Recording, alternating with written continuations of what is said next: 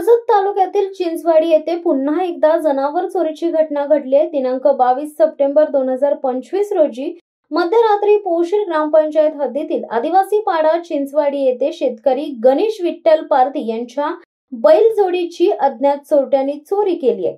गावात नवरात्र उत्सवाच्या उत्साहाचे वातावरण असतानाच रात्री 1 वाजण्याच्या दरम्यान ही दुर्दैवी घटना घडली आहे।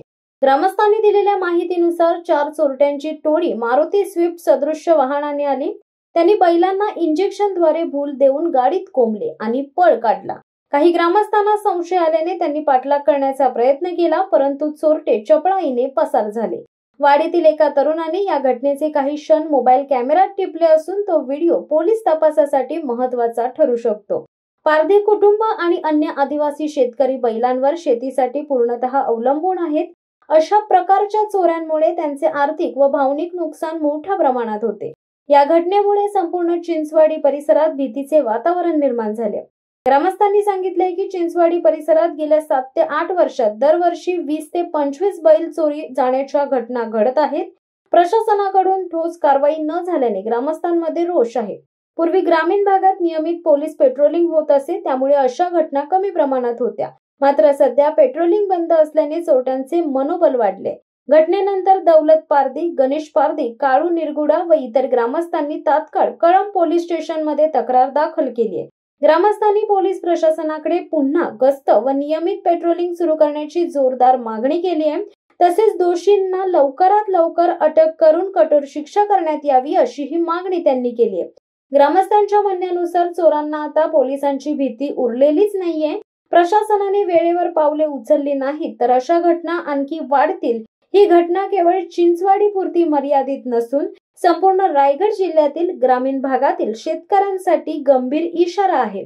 त्यामुळे प्रशासनाने याची दखल घेऊन त्वरित कारवाई करणे अत्यावश्यक आहे।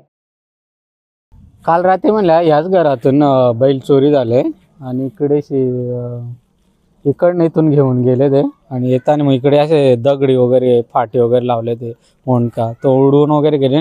लोक पण होते तशी त्यांना थांबवायला, पण लोकांच्या अंगावरती गाडी घातली आणि एका मुलाने एडी शूटिंग काढली तिची बैल पकडून घेऊन चालले ते, पण तो घाबरला एकटा, त्याच्यामुळे त्याने बोंब नाही केले। ते तिकडे पुढे घेऊन गेले। नंतर त्याने घरच्यांना सांगितलं का तुमचे बैल वगैरे घेऊन गेले आणि नंतर मग सगळे गावाले एकत्र आले आणि 15-10 मिनिटांनी ती गाडी परत इकडे रिटर्न झाली।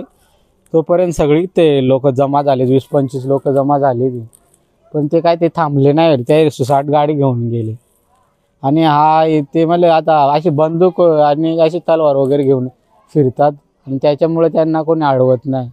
तर भविष्यात हा थोडं रिस्क आहे का की असे बैल वगैरे घरातून चोरीला घेऊन जातात कत्तलखान्यामध्ये, तर त्यांची कत्तल होते बैलांची जास्त करून। तुमचा बैल कधी चोरीला गेला? आता अवनीच्या महिन्यात, अवनीच्या महिन्यात म्हणजे कुठल्या मागच्या महिन्यात? श्रावण महिन्यामध्ये तुमचा गेला। आणि तो किती वेळ झाला त्याला चोरीला जाऊन? तरी महिना झाला, श्रावण महिना कपला। हा, आणि असं आतापर्यंत तुमचे असे किती बैल चोरीला गेले गेल्या 7-8 वर्षात? माझी किती 4 ढोरा गेली चोरी। 4 ढोरं गेले? ह्यो धरून 4 ढोरा गेली। त्याला धरून 4 ढोरं।